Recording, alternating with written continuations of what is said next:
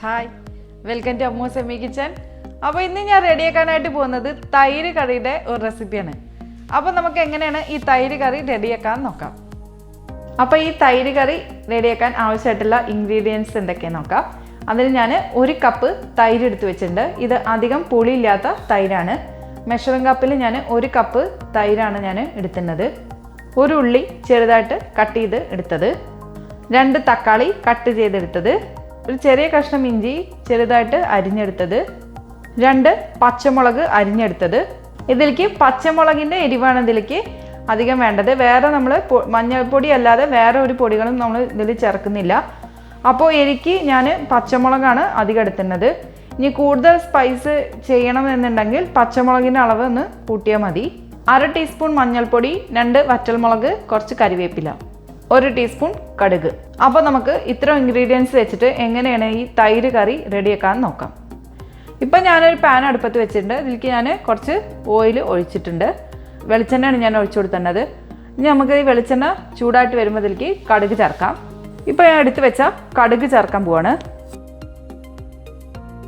ഇനി ഈ കടുക് നമുക്കൊന്ന് പൊട്ടി തുടങ്ങുമ്പോൾ നമ്മൾ എടുത്ത് വെച്ച വറ്റൽമുളകും കുറച്ച് കറിവേപ്പിലയും ചേർത്ത് കൊടുക്കാം.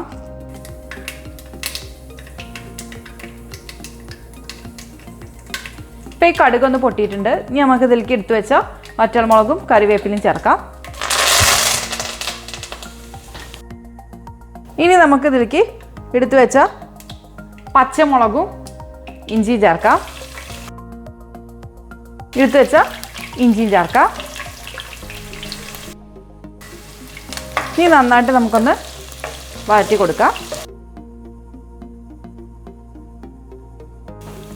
ഇപ്പം ഈ ഇഞ്ചിയും പച്ചമുളകൊന്ന് വാടി തുടങ്ങി. ഇനി നമുക്ക് ഇതിലേക്ക് എടുത്തു വെച്ച ഉള്ളി ചേർത്ത് കൊടുക്കാം. ഈ ഉള്ളി നന്നായി ഒന്ന് വഴറ്റി കൊടുക്കാം. ഈ ഉള്ളി നന്നായിട്ട് വാടി കിട്ടാൻ വേണ്ടിയിട്ട് ഞാൻ കുറച്ച് ഉപ്പ് ചേർക്കുന്നുണ്ട്.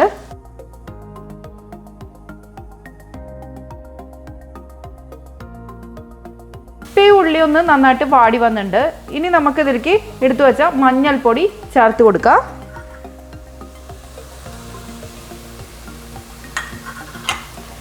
ഈ മഞ്ഞൾപ്പൊടിയുടെ ഒരു റോസ് സ്മെല്ല് മാറുന്ന വരന്ന് വഴറ്റി കൊടുക്കുക.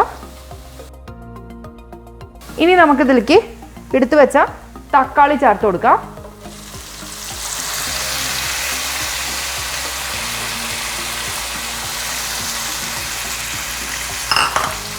ഈ തക്കാളി നന്നായിട്ട് വഴറ്റി കൊടുക്കണം. നന്നായിട്ട് ഉടഞ്ഞ് കിട്ടണം തക്കാളി. ഇപ്പോൾ ഈ തക്കാളി നന്നായിട്ടൊന്ന് വാടി വന്നിട്ടുണ്ട്. ഇനി നമുക്ക് ഗ്യാസ് ഓഫ് ചെയ്തതിന് ശേഷം നമുക്കിതിലേക്ക് തൈര് ചേർക്കാം. ഈ തൈരിൻ്റെ കട്ട നമ്മൾ നന്നായിട്ട് ഉടച്ചെടുത്തിട്ട് നമുക്ക് ഈ തൈര് ഇതിലേക്ക് ചേർത്ത് കൊടുക്കാം. ഇനി നമുക്ക് എടുത്ത് വെച്ച ഈ തൈര് ചേർത്ത് കൊടുക്കാം.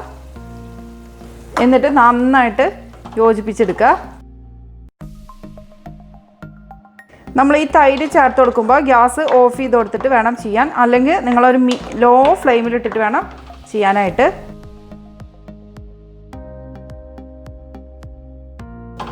അധികം പുളിയില്ലാത്ത തൈര് എടുത്താൽ കുറച്ചുകൂടി ടേസ്റ്റായിട്ടുണ്ടാവും.